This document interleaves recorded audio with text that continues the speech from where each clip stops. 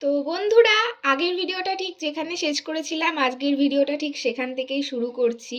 আগের ভিডিওতে তোমাদের দেখিয়েছিলাম আমরা পোড়ামাতলায় পুজো দিয়ে চলে যাচ্ছিলাম, কিন্তু যাচ্ছিটা কোথায়? বলেছিলাম না একটা স্পেশাল জায়গায় যাচ্ছি। স্পেশাল জায়গাটা হচ্ছে মায়াপুর।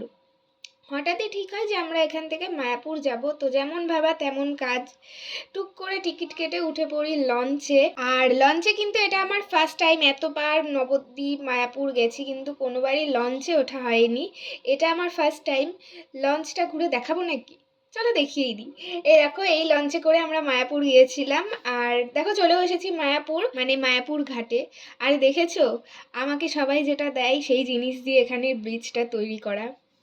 চলো এবার যাওয়া যাক। যাওয়ার সময় রাস্তায় অনেকগুলো মন্দিরই পড়বে। ওই যে মেইন মন্দিরের চূড়াটা দেখা যাচ্ছে, চলেই এসেছি প্রায়। বৃন্দাবনে যাওয়ার আমার খুব ইচ্ছে, তবে আমাদের এখান থেকে বৃন্দাবন যেমন অনেকটা দূরে, সেরকমই মায়াপুরে আসাও অনেকের খুব ইচ্ছে, কিন্তু হয়তো তাদের কাছেও মায়াপুরটা অনেক দূরে। আগে তো ভিডিও করতাম না, তবে এখন যখন ভিডিও করি তখন সবটাই তোমাদের সাথে শেয়ার করি। বন্ধুরা, চলে এসেছি এশিয়ার তথা বিশ্বের সব থেকে বৃহৎ মন্দিরের সামনে, যার নির্মাণ কাজ এখনো শেষ হয়নি। আর কবে শেষ হবে তাও আমি জানি না। মানে আমি কি কমপ্লিট মন্দিরটা দেখে যেতে পারবো কিনা সেটা নিয়েও আমার সন্দেহ আছে।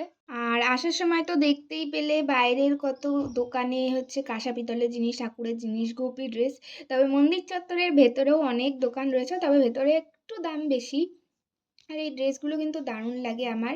তো ওই দোকানগুলোর সামনেই এই জগন্নাথ, সুভদ্রা, বলরামের মূর্তি দেখতে পেলাম। আর এই দোকানগুলো ছাড়িয়ে ভেতরের দিকে যেতেই দেখতে পাবে প্রসাদের কুপন দেয়া হয়। তো এখানে প্রসাদের কুপন কেটে প্রসাদ পাওয়া যায়। আর এই কাউন্টারের পাশেই এই বিল্ডিংটাতে প্রসাদ দেওয়া হয়। এই যে এইখানে প্রসাদ দেওয়া হয়। এখানে সিটিং ক্যাপাসিটি অনেক। এখানে বসে এরকম দুটো রুম আছে, এখানে বসে অনেক লোক একসাথে খেতে পারবে। তো বললাম না এখানে টাকা দিয়ে খেতে হয়, তবে ভেতরের দিকে মানে ওই গোশালার দিকে ফ্রিতেও প্রসাদ দেওয়া হয়, তবে আমরা ওখানে আর যাইনি। এখানেই 50 টাকা পার হেড কুপন কেটে এখানেই ঢুকে পড়ি। আর প্রসাদ হিসাবে দেওয়া হয়েছিল একটা সবজি তরকারি খিচুড়ি, যেটা আমার খুবই প্রিয় একটা খাওয়ার। তার সাথে ছিল সাদা ভাত, আরও একটা তরকারি, চাটনিও ছিল। তো খাওয়া দাওয়া সেরে হাত ধুয়ে ওখান থেকে বেরিয়ে সামনের একটা গাছের তলায় বসে কিছুটা সময় রেস্ট নিই। তারপর আবার যাই মন্দির দর্শন করতে। আর এটা হচ্ছে প্রভুপাদের সমাধি মন্দির। তো ভিডিও নেক্সট পার্টে আমি বাকিটা দেখাবো, নাহলে এই ভিডিওটা অনেক বড় হয়ে যাবে। Bye bye.